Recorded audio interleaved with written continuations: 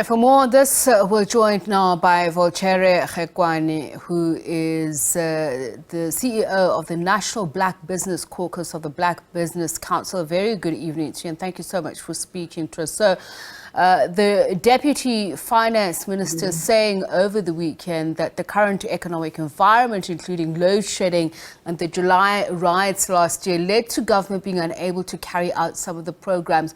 To your mind, what were those programs that fell by the wayside that you as business felt were important, and what should we now then expect? Yes, good evening, and good evening to the viewers. There was a comeback program that was a 15 billion rand project that was supposed to assist small business to come back. This was a loan guarantee with supposedly with collaborating banks. We haven't seen this take place. We haven't seen any of our members benefit from this. It's usually in the news periodically that it's being finalized and so on and so forth, right? Our issue is government makes a promise on their state budget, and then when it comes to the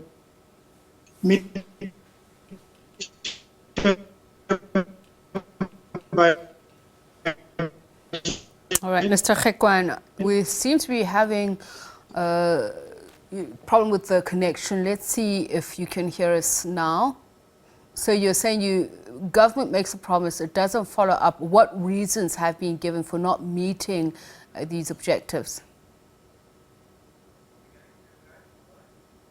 All right, we're going to have to see if we can call him again. So that there is from the Black Business Council, the CEO of the National Black Business Caucus within the council, Volchere Kgekwane. We're going to see if we can get him back again to just talk through their expectations of government. As he says already, government has not met some of the promises it's made to business to help them recover, I'd imagine, post-COVID. And of course, all the other challenges that businesses have faced, the floods, for instance. We're going to come back and talk about that in just a moment. Don't go away. Right, and we're back with Volchere Kgekwane, CEO of the National Black Business Council, Black Business Caucus of the Black Business Council, just to share with us their thoughts around what will come out of the medium-term budget statement by the Finance Minister tomorrow. Mr. Kgekwane, just before we're speaking, before the break, you were talking about your disappointment that government hasn't made some of the promises that it's made that would have helped particularly smaller businesses recover.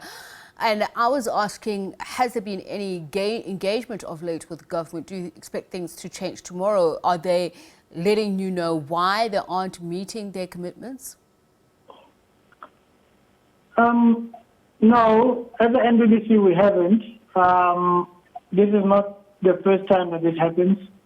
We feel that government does not really consult with the business on the ground.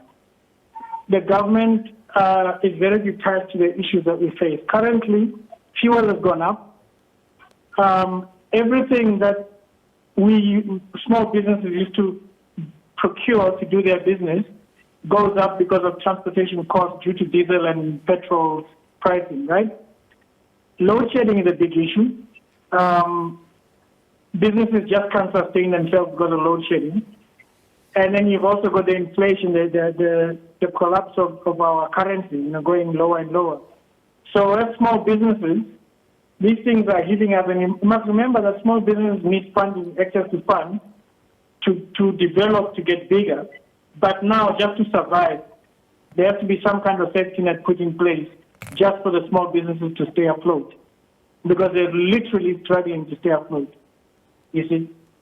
And government promised something which was a very good initiative, that it was going to be a guarantee for loans. It sounds to me like something like the old cooler. If you remember the old cooler that used to be there to back up a small business with no deposit or no backing, financial backing of assets. to get funded to do something to expand their business. This hasn't happened yet. None of the banks are coming forward with this.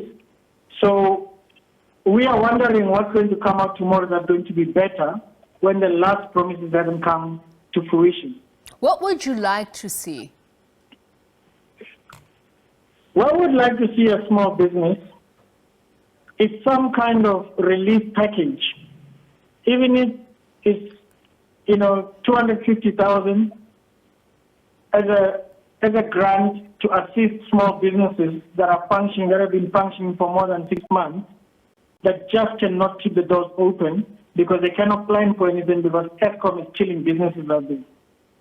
Eskom is killing businesses, And I had a meeting with some of my members last time, and we were even saying that if the infrastructure of Eskom, so our public infrastructure, the cables that transport electricity, can be separated from Eskom, and if the government does want to sell Eskom, they can sell it, but the IPPs must compete with Eskom and not sell Eskom electricity. We must be able to choose. Like in Australia, you can choose any supplier. We must be able to choose any supplier we want to use as long as they are consistent with their energy. And the same for water. Municipalities are failing to manage water. Now we're having drought in a business, a restaurant that doesn't have water we didn't have water for three days in Tembisa over the weekend. I ran a feeding scheme, we couldn't cook for children. We had to travel kilometers to get water.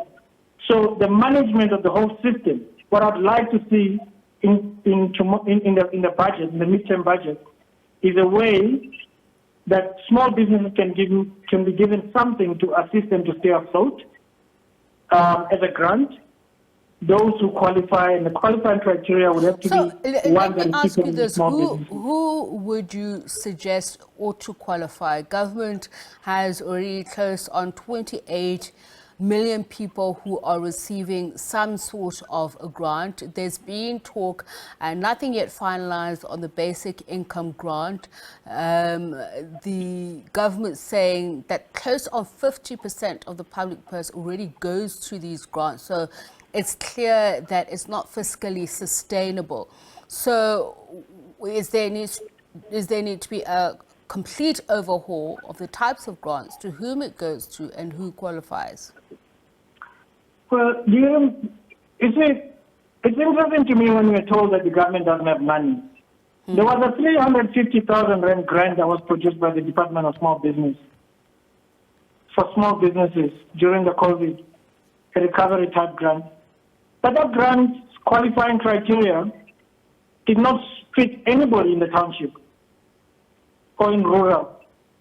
So the grants are there, but their qualifying criteria is a problem. Okay?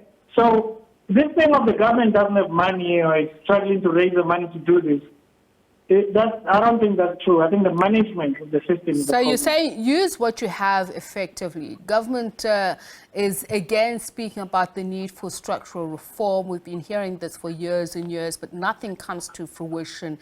What should be of top priority in tomorrow's midterm budget statement if government says it's looking at structural reform?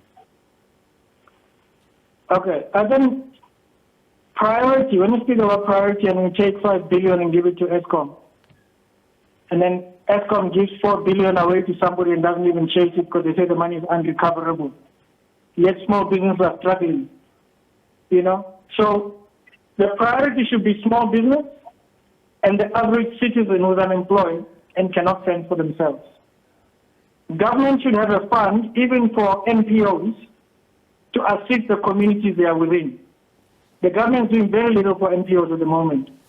Money has been stolen, money has been put into NPOs and then shared by people, and there's many stories moving around NPOs. But NPOs need to get grants and assistance through Treasury to assist them to help those people who cannot fend for themselves in townships and rural areas. That's one.